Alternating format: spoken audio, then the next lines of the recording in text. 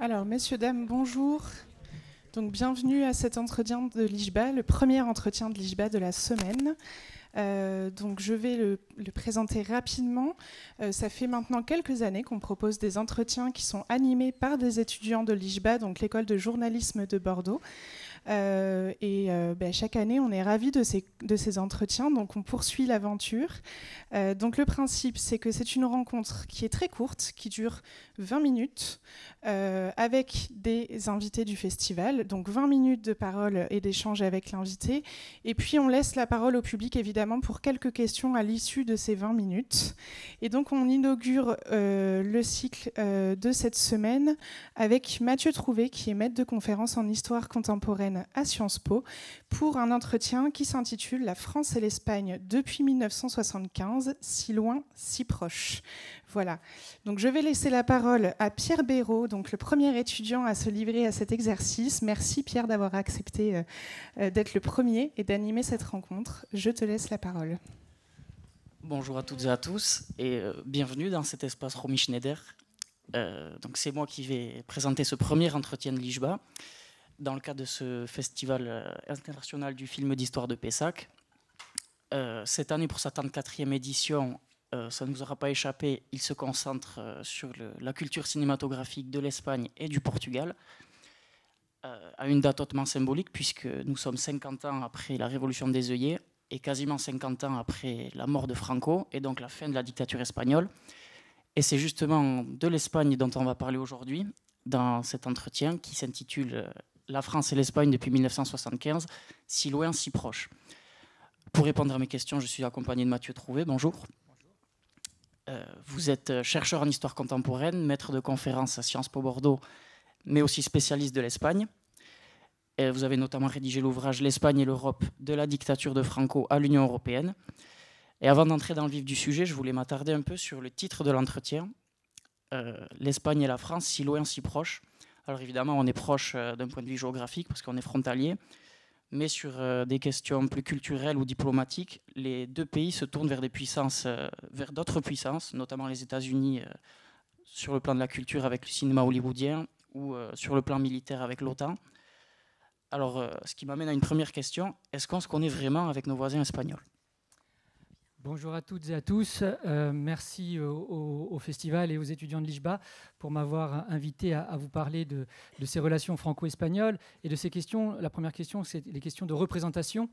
Il est vrai que si on regarde du point de vue français ce qu'a pu être l'Espagne, ce qu'était l'Espagne, il y a toujours eu des clichés qui ont dominé le regard français sur l'Espagne. L'Espagne, c'est le pays du cid, des castagnettes, du flamenco, de la paella, des plages ensoleillées.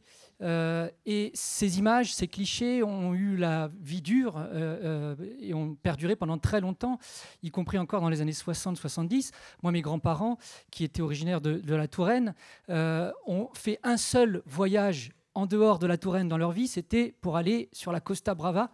Et c'est vrai qu'on était dans les années 60, fin des années 60, donc c'était l'aventure et c'était l'exotisme, l'Espagne. C'était quelque chose qui était très différent, y compris l'écartement des voies des chemins de fer, qui était différent entre l'Espagne et la France. Donc il fallait changer de gare quand on arrivait à Hendaye, à Irún. Donc il y a la frontière naturelle des Pyrénées. Alors certes, c'est une frontière poreuse. On le sait très bien quand on est un berger des Pyrénées, avec les pâturages, mais cette barrière des Pyrénées a été aussi parfois un frein à la connaissance réciproque entre les deux peuples. Donc il y a une fameuse formule, il y a encore des Pyrénées, qui est utilisée à l'époque moderne pour dire que entre le royaume franc de France et le royaume d'Espagne, il y a des différences notables. Et puis après, quand les pays se rapprochent, on dit voilà, il n'y a plus de Pyrénées. Ça veut dire au contraire que les pays se ressemblent davantage. Donc c'est vrai que c'est à la fois un pays qui est proche parce que ce sont nos voisins, mais est-ce qu'on connaît toujours si bien que ça nos voisins? Ça, c'est une vraie question qui reste entière. Parfois, on a eu des meilleures relations avec les voisins de nos voisins, c'est-à-dire avec le Portugal, quand je dis on, c'est la France, plutôt qu'avec nos voisins proches immédiats, l'Espagne. Donc, à la fois proche par la géographie, mais loin aussi par les attitudes. Quand on arrive en Espagne, on est aussi frappé par, moi, chaque fois que j'y vais, par le décalage horaire, notamment pour les horaires de repas le midi. Hein, on mange de plus en plus tard en Espagne, 14h, 15h parfois. Donc tout ça fait qu'on a à la fois cette dialectique de rapprochement, d'éloignement qui peut justifier, à mon avis, pleinement le titre de cette conférence. Alors, pour mieux comprendre cette relation, on va revenir en 1975, à la mort de Franco. Et la France est alors dirigée par Valéry Giscard d'Estaing et les relations avec l'Espagne sont un peu tumultueuses. Il y a notamment un des motifs de tension qui est l'entrée de l'Espagne dans la communauté économique européenne. Est-ce que vous pouvez nous décrire un peu cette situation de tension? Alors, 1975, c'est un tournant dans l'histoire de l'Espagne parce que c'est le 20 novembre 1975, donc on va en fêter l'anniversaire bientôt. C'est la mort de Franco, c'est un tournant majeur pour l'histoire politique intérieure de l'Espagne. C'est pas un tournant majeur dans les relations franco-espagnoles, car il y a une certaine continuité entre la politique de l'Espagne menée par Valéry Giscard d'Estaing et celle de ses prédécesseurs, Charles de Gaulle et surtout Georges Pompidou, puisque à partir de 1969, Franco, comme vous le savez, a désigné comme successeur le prince d'Espagne, Juan Carlos, et la France a joué la carte Juan Carlos, c'est-à-dire depuis les années 72-73, Juan Carlos effectue des voyages en France, il est reçu par Georges Pompidou, donc la France parraine en quelque sorte le jeune prince d'Espagne qui est appelé à succéder à Franco. Et Valéry Giscard d'Estaing va faire la même chose, c'est-à-dire qu'il va parrainer en effet la monarchie restaurée par Franco sous la direction donc, de Juan Carlos. Et alors, la question de l'adhésion future de l'Espagne à la communauté européenne, au marché commun, va se poser progressivement à partir des années 76-77 dans toutes les mentalités, dans toutes les chancelleries européennes. Il ne fait aucun doute que l'Espagne, à terme, va entrer dans le marché commun. L'Espagne avait déjà négocié, l'Espagne de Franco, un accord commercial préférentiel avec le marché commun. Donc, elle était déjà intégrée sur le plan économique, en tout cas au moins sur le plan agricole industriel, au marché commun. Donc, il ne fait aucun doute que l'Espagne va frapper à la porte de la construction européenne du marché commun.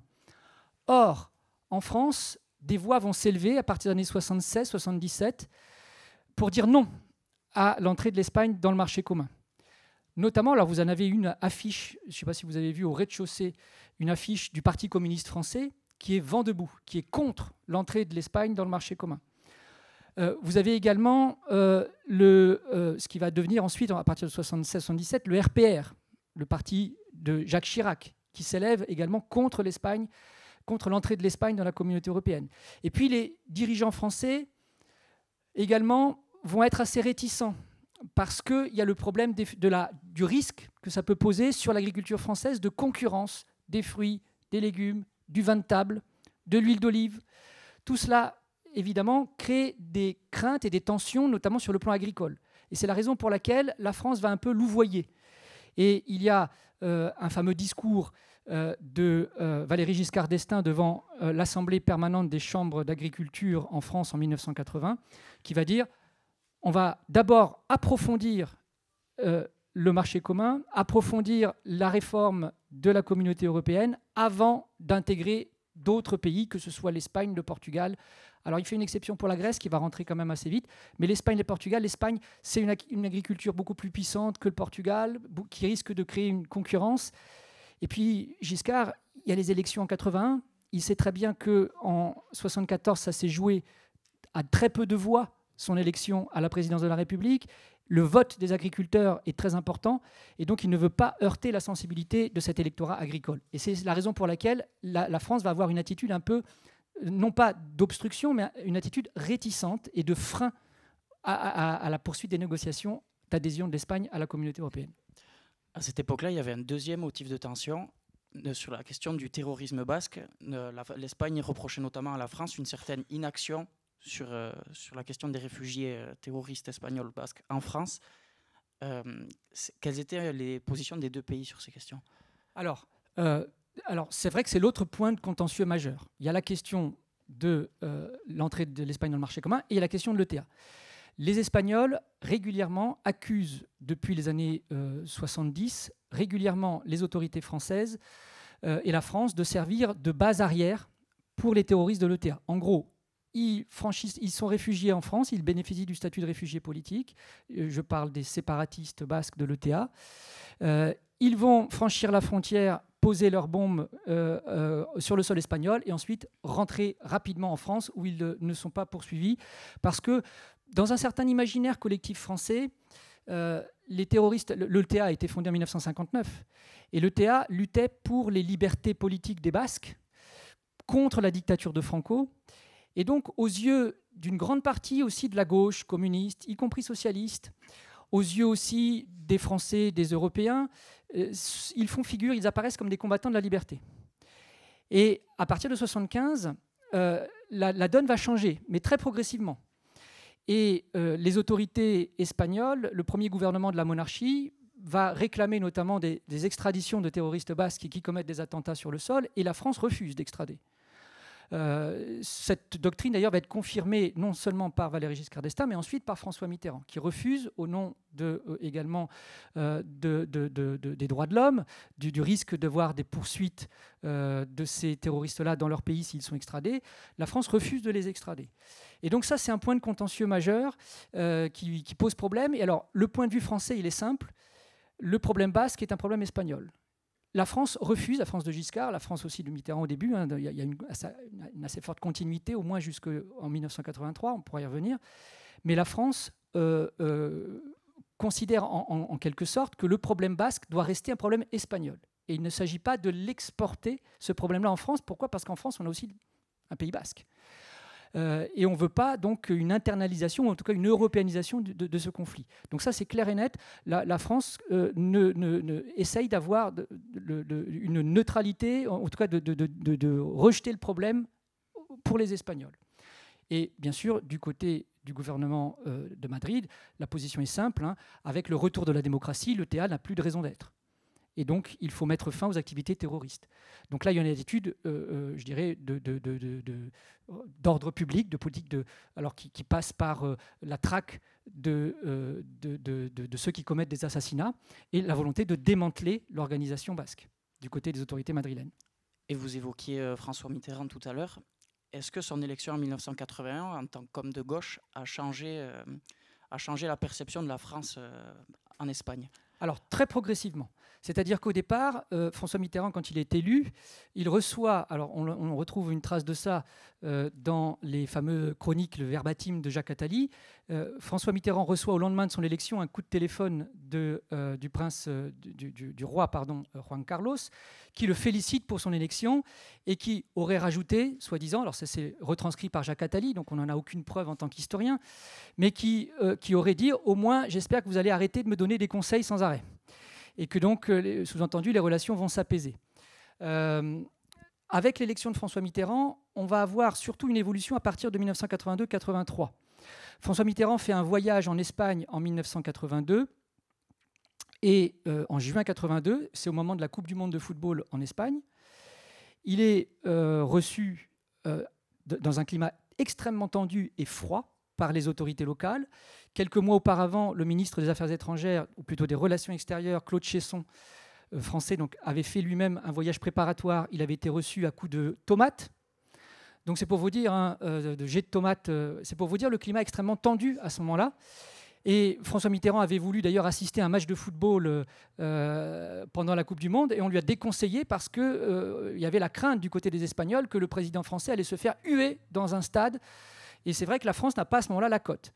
Le tournant se situe plus aux alentours des années 83-84. Pourquoi ? Parce qu'en 1980, fin 82, les socialistes arrivent au pouvoir en Espagne, Felipe González. Et là, on va avoir une concordance des deux majorités socialistes des deux côtés des Pyrénées. L'Espagne est gouvernée par Felipe González, donc le PSOE, les socialistes. Du côté français, on a un gouvernement socialiste, le gouvernement de Pierre Mauroy et le président de la République. Et Felipe González va parvenir à convaincre petit à petit, notamment François Mitterrand, de créer une relation plus étroite entre Paris et Madrid et de résoudre les points de contentieux, justement la question de l'ETA et la question de l'entrée de l'Espagne dans la communauté européenne. Et alors la présidence française de la communauté européenne au premier semestre 84 va jouer un rôle d'impulsion majeure et d'accélération des négociations hispano-communautaires. Alors on va laisser la diplomatie de côté et on va s'intéresser à la culture. La France et l'Espagne possèdent un riche patrimoine culturel que chacune admire chez l'autre. Et particulièrement pendant les années 80, avec le mouvement de la Movida, dont certains films sont issus dans la programmation de ce festival. Quel est l'impact de ce mouvement dans la société française, dans la culture française ? Alors, ce qui est très étonnant sur la question culturelle, c'est ce que certains historiens ont pu analyser, c'est une sorte d'inversion des modèles. C'est-à-dire que dans les années 30, dans les années peut-être encore 50-60, la France est un modèle pour les artistes espagnols. Les artistes espagnols viennent en France, s'inspirent de la mode de Paris, du cinéma français qui rayonne dans les années 60, à Cannes en particulier. Et on s'aperçoit qu'à partir des années 80-90, il va y avoir un basculement, c'est-à-dire que c'est l'Espagne qui va être au contraire un modèle pour les artistes français qui vont venir chercher des sources d'inspiration, notamment dans la Movida. Et un des auteurs les plus connus de la Movida, qui est Pedro Almodóvar, que vous connaissez certainement, Pedro Almodóvar, il a un succès énorme, considérable en France. Mais alors pas seulement dans le domaine du cinéma, vous avez aussi le domaine de la mode, Prada, Zara, vous avez énormément d'artistes aussi qui vont avoir je pense à Antoni Tàpies par exemple, le catalan, qui vont avoir un succès très important auprès des Français. Donc on a une sorte d'inversion des modèles, c'est-à-dire que dans les années 80-90, l'Espagne est à la mode en France. Et les Français ont une extrêmement bonne image de tout ce qui se fait en Espagne, sur le plan artistique, sur le plan culturel, sur le plan de la musique.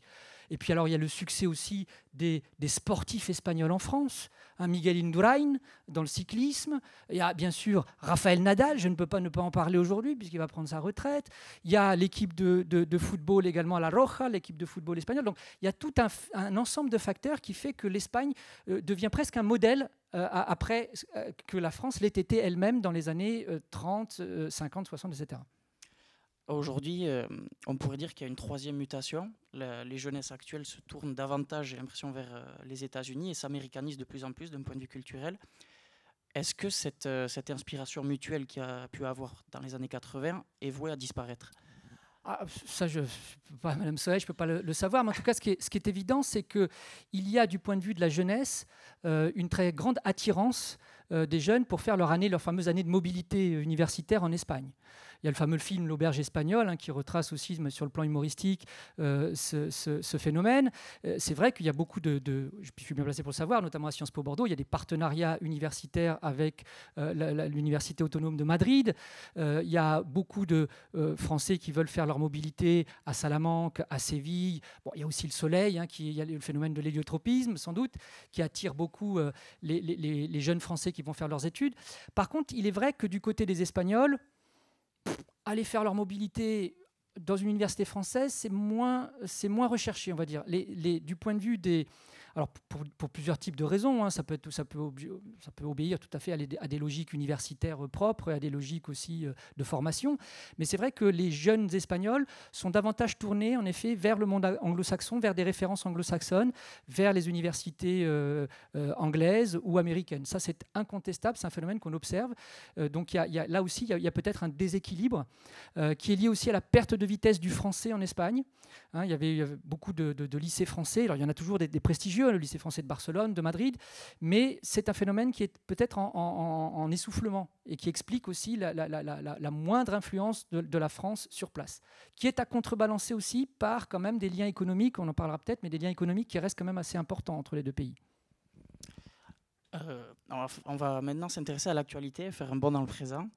L'Espagne traverse actuellement une crise climatique importante et une crise humanitaire. Qu'est-ce qu'on peut attendre de la relation franco-espagnole de nos jours pour faire face à cette crise ? Alors, il se trouve que dans les années 80, à partir de 83, ont été mis en place, pour résoudre notamment les différents et les points d'achoppement dont on parlait entre la France et l'Espagne, les points d'achoppement bilatéraux, ont été mis en place des séminaires interministériels. Donc il y avait des ministres français qui se réunissaient avec des ministres espagnols, et vous en avez eu régulièrement, quasiment 2 par an, jusque dans les années 2000. On fait suite à ces séminaires, parallèlement aussi d'ailleurs, des sommets bilatéraux qui réunissaient chaque année, 1 fois par an, les chefs d'État et de gouvernement français. Et cette année, ça ne vous a pas échappé peut-être, a été signé un traité d'amitié franco-espagnol entre Pedro Sánchez, donc le président du gouvernement espagnol, et Emmanuel Macron. Et ce traité d'amitié franco-espagnol fait de la relation bilatérale une relation privilégiée. C'est-à-dire qu'on parle beaucoup du couple franco-allemand. Vous en avez déjà beaucoup entendu parler. Il y a le traité de l'Élysée de 1963 qui a institutionnalisé ce couple franco-allemand. Aujourd'hui, je pense qu'il ne serait pas vain ni faux de parler du couple franco-espagnol, avec une institutionnalisation donc, de la coopération. Et là, je pense que pour répondre précisément à votre question, sur les questions notamment climatiques, sur les questions également de coopération transfrontalière, sur les questions de santé, de coopération policière, notamment de coopération judiciaire, il y a encore il y a beaucoup de choses qui ont été faites, il y a encore certainement des progrès à amener, mais je dirais que la relation franco-espagnole fait qu'aujourd'hui, vous avez une coopération technique très poussée entre les 2 pays. La France ne possède ce type de relation qu'avec l'Allemagne et avec l'Italie.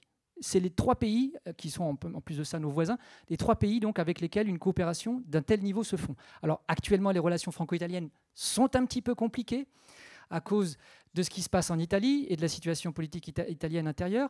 Mais en revanche, on peut parler d'une certaine lune de miel. Je n'ai pas hésité d'ailleurs à employer cette expression dans un de mes articles il y a quelques années pour parler de l'entente franco-espagnole, notamment dans les années 90. Il y a une véritable lune de miel entre la France et l'Espagne, et donc une coopération très poussée sur un plan technique. On le voit notamment, il y a des hôpitaux transfrontaliers, il y a des réseaux de transport transfrontaliers entre les villes de Bayonne et de Saint-Sébastien de Bilbao. Il y a une coopération aussi entre la Catalogne espagnole et les Pyrénées, enfin la Catalogne française. Donc tout ça fait que sur plein d'aspects, la relation est suffisamment forte aujourd'hui pour qu'on assiste par exemple à l'envoi d'une aide d'urgence, par exemple, notamment dans la région de Valence, une aide française de secours pour venir au secours des victimes de la catastrophe des inondations en Espagne. Merci Mathieu Trouvé pour ces éclairages. On va maintenant laisser la parole au public. Un micro va circuler et vous pourrez poser les questions que vous voulez.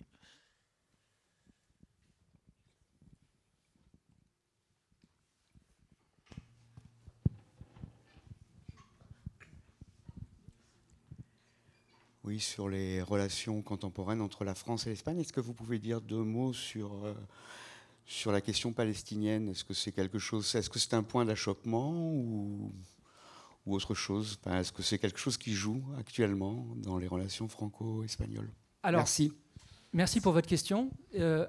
Il se trouve que l'Espagne a eu traditionnellement, quand je dis traditionnellement, c'est quasiment depuis le 19e siècle, une politique ouvertement pro-arabe et pro-palestinienne. Yasser Arafat, par exemple, a été reçu dans les années 70-80 par le gouvernement espagnol, par Adolfo Suárez, qui était membre plutôt d'une coalition démocrate chrétienne, donc de centre-droit. Il y a eu des bureaux de l'OLP, si je ne m'abuse, qui ont été ouverts à Madrid. L'Espagne a toujours eu une position très pro-palestinienne dans le conflit israélo-palestinien. On le voit encore aujourd'hui, Pedro Sánchez a été de ceux qui ont voulu reconnaître assez tôt l'autorité palestinienne et l'État palestinien, et qui dénonce en effet la politique qui est menée actuellement par Israël et les opérations donc, menées par Israël dans la bande de Gaza notamment. Du côté français, évidemment, la position actuelle du gouvernement est plus nuancée, ça ne vous a pas échappé. Et je dirais qu'il y a eu, autant alors de la part du gouvernement espagnol, une condamnation très ferme hein, de l'attentat atroce du 7 octobre. Mais du côté français, on a eu une approche qui a été moins, je dirais, pro-palestinienne peut-être. Et c'est vrai que cette question, alors je ne dirais pas qu'elle divise les 2 gouvernements, mais qu'elle se situe sur un plan qui est un plan de déséquilibre, on va dire. On a une balance qui penche plus du côté pro-palestinien, du côté espagnol, incontestablement.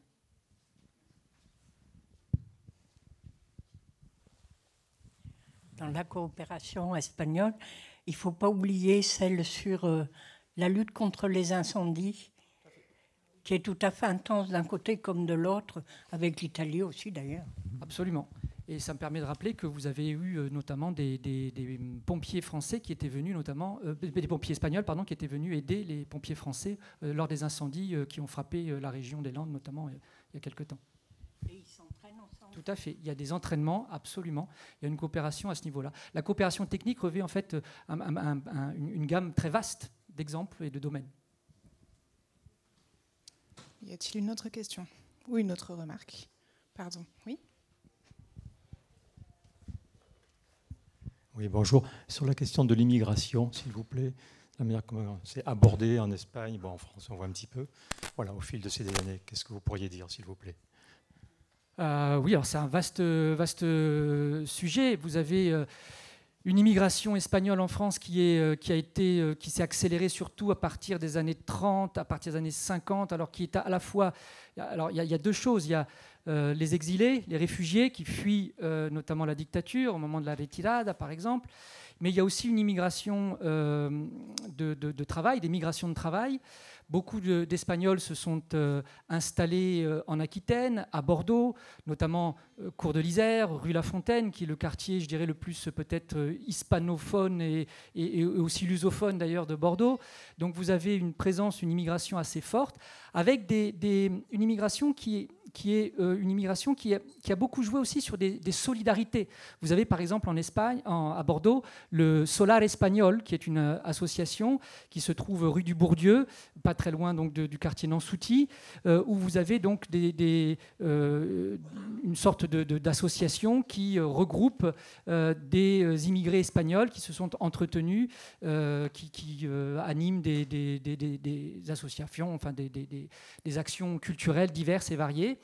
Il ne faut pas oublier non plus quelque chose qui est moins étudié, moins connu, mais alors il y a récemment des collègues à moi, des chercheurs espagnols qui ont beaucoup mis l'accent là-dessus, une immigration saisonnière. C'est-à-dire beaucoup d'Espagnols venaient au moment des vendanges, par exemple, en France, et revenaient ensuite au pays une fois les vendanges terminées, notamment pour les vendanges et aussi pour les récoltes de riz, du riz de Camargue. C'est-à-dire que vous aviez des Espagnols qui allaient en Camargue pendant donc, la récolte ou les semences et qui revenaient. Donc il y a des mouvements de migration très importants entre les deux pays. Et pour ce qui est de l'immigration, alors vous avez énormément aujourd'hui de fils, de descendants d'Espagnols, alors tout particulièrement dans le sud-ouest, dans le grand sud-ouest, dans la région de Toulouse notamment, où c'est très marqué. Hein. En plus, vous aviez tous les réfugiés républicains espagnols qui étaient aussi à Toulouse, Rodolfo Llopis, qui était le leader du PSOE en exil, qui était basé à Toulouse, à Albi également. Donc vous avez une très forte présence, en effet, d'immigrés espagnols, mais qui se sont globalement, je dirais, quand même bien intégrés dans la société française. Alors ce sera la dernière question. Merci pour votre intervention. En ce qui concerne la migration aussi, est-ce qu'il n'y a pas une sorte de rééquilibrage sur le plan qualitatif, en ce sens que, au fond, si je prends les clichés, comme vous avez parlé des clichés, si on remonte il y a 50 ans, voire plus, je ne parle pas de l'immigration politique, on parlait de la bonne espagnole. Aujourd'hui, qu'est-ce qu'on voit? Beaucoup d'infirmières, de médecins qui viennent combler les déserts médicaux. Donc, si vous voulez, de cette manière, qu'est-ce que vous pourriez dire justement de ce regard qui a forcément changé, parce que ce sont des gens qui finalement apportent un haut niveau de compétences à nos manques aussi. Et des étudiants qui vont d'ailleurs, en raison du numerus clausus, se former en Espagne. Je parle pour les professions médicales. Oui, je pense que la réponse est inclue dans votre question, c'est-à-dire qu'en effet, on a une évolution du regard aussi des Français sur les Espagnols, avec cette évolution, c'est-à-dire pendant très longtemps, c'était le concierge portugais, la bonne espagnole. On a des films notamment hein, qui sur un plan fictif, en parlent, mais c'est vrai qu'il y a une évolution du regard, c'est-à-dire qu'on a aujourd'hui des Espagnols qui sont aussi très très bien formés, Pendant très longtemps, on avait l'image de l'espagnol qui était petit, gros, gras, laid, si j'ose dire. Je caricature, évidemment. Mais aujourd'hui, on s'aperçoit que non, il y a des Espagnols qui ont fait des études très poussées, qui sont extrêmement compétents, y compris sur le plan des langues. Je reviens un petit peu sur ce que je disais sur les relations franco-espagnoles. C'est-à-dire que à la table des négociations au départ et des discussions entre dirigeants français et dirigeants espagnols, les dirigeants français s'adressaient en français ou en anglais, pensant que leurs interlocuteurs n'allaient pas connaître, n'allaient pas comprendre. Or, ils parlaient un anglais ou un français quasiment impeccable. Et pas un des ministres français ne parlait espagnol. Donc il y a, si vous voulez, une redécouverte mutuelle qui fait qu'aujourd'hui, l'Espagne est capable sur le plan industriel, sur le plan technique, d'être aussi compétitive, de créer, de produire des produits de bien finis industriels, techniques, sur un plan aussi poussé, un plan technologique aussi avancé que la France. Donc il y a un retard qui a été comblé au niveau économique, au niveau social, très important. Voilà. Alors, on va devoir s'arrêter là. Je vous remercie beaucoup, Mathieu Trouvé, pour votre intervention. Merci à Pierre Béraud.